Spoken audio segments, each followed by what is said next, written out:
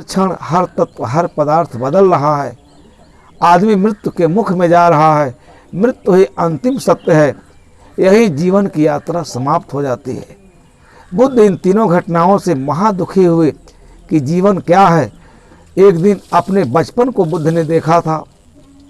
अपने तरुणाई को, तरुण हो गए थे, तरुण अवस्था में थे, उसका भी उन्होंने देखा। जीवन को बदलते देखा। जीवन के परिवर्तनशीलता, क्षणभंगुरता के नियम को देख करके और मनुष्य के जीवन में इन तीन घटनाओं से जिस दुख का दर्शन किया, उस दुख के निवारण के लिए और अत्यंत वो चिंतित हो गए और उसी दुख के निवारण का मार्ग ढूंढा। आगे कथा आती है कि उन्होंने एक अद्भुत सन्यासी को देखा जो दीप्त गौर वर्ण का था, अत्यंत सुंदर था। उसके चेहरे पर एक शांति विराज रही थी।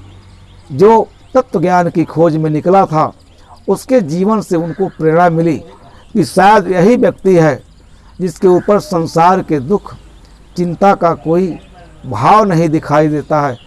इसलिए वो संसार के सारा सुख, वैभव, विलास को त्याग करके और उनके मुख से जो चार आर्य सत्य निकले, वह संसार के लिए, मनुष्य जात के लिए अद्भुत है। उन्होंने चार बात ही कही कि जीवन में दुख है। उनका जीवन कितना कठोर है कि संसार को सुखी बनाने के लिए, संसार के दुख के निवारण के लिए, संसार के दुखी प्राणियों को अमृत का बोध कराने के लिए वह अपने जीवन में मिले प्राप्त सभी सुख, वैभव, विलास सब कुछ को त्याग करके और इस दुख के निवारण के मार्ग का उन्होंने खोज किया। पहली ही बात उन्होंने कहा कि संसार में दुख है। वो कहानी बड़ी लंबी है और अंतस्थल को छू देने वाली है कि एक व्यक्ति जो राजप्रसाद में रहता है, नई नई महारानी है, युवती है, नया नया उसको पुत्र पैदा हुआ है, राहुल नाम का उनका पुत्र था। कुछ विद्वानों ने कहा है कि जब वो घर छोड़ रहे थे, अंतिम बार अपने पुत्र को देखने गए, उनका ज्ञान इतना तीक्ष्ण था, उन्होंने कहा ये पुत्र नहीं, यह महाबंधन पैदा हुआ है।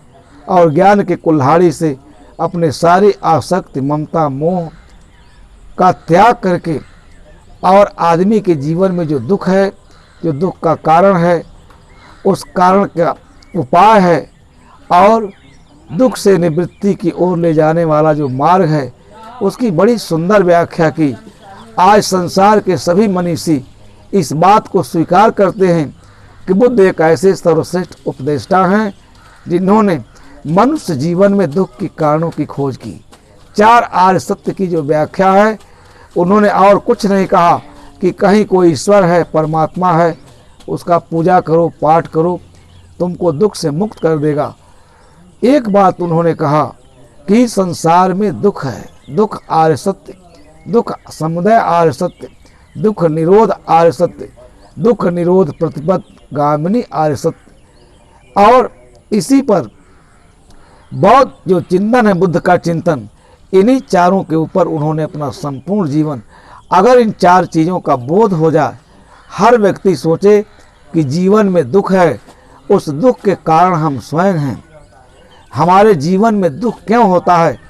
जब मैं धम्मपद का अध्ययन कर रहा था, प्रिय बंधुओं, उसमें पहले ही बात बुद्ध ने कहा है, मनोपुगम्मा धम्मा मनोसेट्टा मनोमया मनसा चेपदुट्ठेन भासति वा करोति वा ततो नंग दुखं चक्कं व बहतो पदं।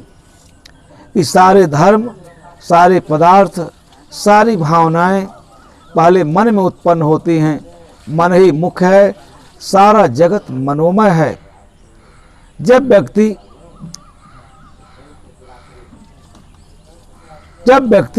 मनोपुगम्मा धम्मा मनोसेट्टा मनोमया, जब कोई व्यक्ति मलिन मन से सोचता है, बोलता है या कार्य करता है, तो दुख उसके पीछे वैसे ही हो लेता है। जैसे बैलगाड़ी का पहिया बैलों के खुरों को कुचलता जाता है। बड़ी वैज्ञानिक चिंतन किया बुद्ध ने। इसी प्रकार से मनुष्य के द्वारा किया गया कर्म संस्कार बन करके उसे जन्मांतरों तक उसे पीड़ित करता है, दुखी करता है।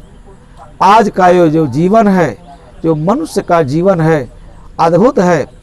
उन्होंने कहा विलक्षण है।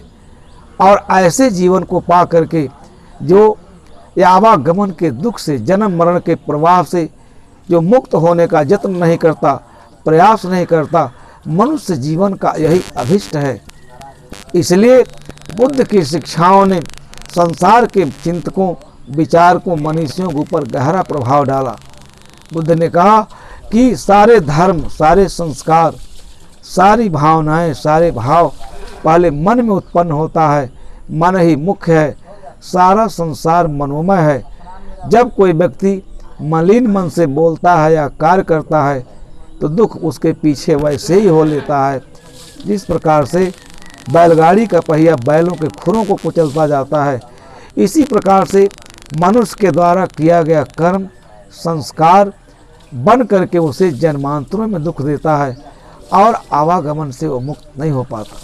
प्रिय बंधुओं, अनेक ऐसी बातें हैं जो बुद्ध ने बड़ी वैज्ञानिक ढंग से कहा। आज तक इस प्रकार का मनीषी संसार में पैदा नहीं हुआ था जो संसार के सत्य को इस प्रकार से उसकी व्याख्या की। उन्होंने धर्म को सहज बनाया, सरल बनाया, बोधगम्य बनाया, ऐसे मार्ग की व्याख्या की, ऐसे धर्म की व्याख्या की कि हर प्राणी उस पर चल करके और अपने जीवन को कृतार्थ कर सकता है। एक जगह उन्होंने ऐसा शांतिप्रिय उपदेश दिया है कि जीवन का लक्ष्य क्या होना चाहिए। इस पर एक बहुत बड़ी कथा है, कहूँगा तो बहुत समय लग जाएगा। इसलिए मैं आज इस पावन दिन पर, महापुरुष के इस जन्म के अवसर पर, जन्मदिन पर थोड़ा सा संक्षेप में अपना विचार रख रहा हूँ कि बुद्ध का जीवन, व्यक्तित्व, उनकी पवित्र देशना मनुष्य के लिए कितना बड़ा उपयोगी है। आप सभी लोग जानते हैं कि उनके 100-150 वर्ष के बाद मुगली पुत्तिस के शिक्षाओं से सम्राट अशोक ने कलिंग पर युद्ध विराम कर दिया था और उनकी शिक्षाएं थीं, अशोक के मन पर गहरा प्रभाव डाला था। बहुत सारी बातें हैं, धम्मपद पढ़ने से पता चलता है, उनके ज्ञान की व्यापकता पता चलता है। कहा जाता है कि हिंदू परंपरा में जो स्थान गीता का है, वही स्थान बौद्ध जगत में धम्मपद का है। धम्मपद की शिक्षाएं हर व्यक्ति के जीवन और उनके हृदय पर, मस्तिष्क पर गहरा प्रभाव डालती हैं। बड़ी सारगर्भित तरीके से बुद्ध ने अपनी बात कही कि ये मन क्या है। मन बड़ा चपल है, चंचल है, इसे रोक पाना अत्यंत दुष्कर है। बंधुओं, बुद्ध ने अपने समस्त चिंतन में कोशिश किया है कि व्यक्ति अगर मन को समझ जाए और मन को परिमार्जित कर ले, मन को शुद्ध कर ले, फंदनंग चपलंग चित्तंग दुरखंग दुर्निवार्यंग ऊजुं करोत मेधावी उसका रोवा तेजनंग। यह बुद्ध ने कहा कि व्यक्ति का शत्रु उसके अंदर है, बाहर नहीं है। इसलिए अपने भिक्षु को, अपने सन्यासी को अरहत कहा। हम बाहर लड़ते रहते हैं, बाहर हमारा कोई शत्रु नहीं है। जब व्यक्ति अपने अंदर के शत्रुओं को पराजित कर लेता है, काम, क्रोध, लोभ, मोह, विकार, खट विकार, खट आयतन, तब वह आध्यात्म की ऊंचाई पर प्रतिष्ठित होता है। हमको इसीलिए अनेक ऐसे प्रसंग हैं। बुद्ध ने मार्ग की शिक्षा दी कि हर व्यक्ति को अपने जीवन में मार्ग ढूंढना चाहिए। गतधिनो विशोकस्स विप्पमुत्तस्स संबाधि सब गंतव्यहीन स। इतनी मार्मिक पवित्र देशना दिया कि आदमी को जैसे नई आँख मिल जाती है, नई दृष्टि मिल जाती है, वह अपने जीवन को सन्मार्ग के, सद्धर्म की ओर ले जाने के लिए तुरंत तत्पर हो जाता है। इसलिए सद्धर्म की जो शिक्षा दी, जिस धर्म की व्याख्या की, वह संसार के लिए अत्यंत दुर्लभ है। उनकी शिक्षाएं इतनी प्रेरणाप्रद है। स्वच्छंद विचारक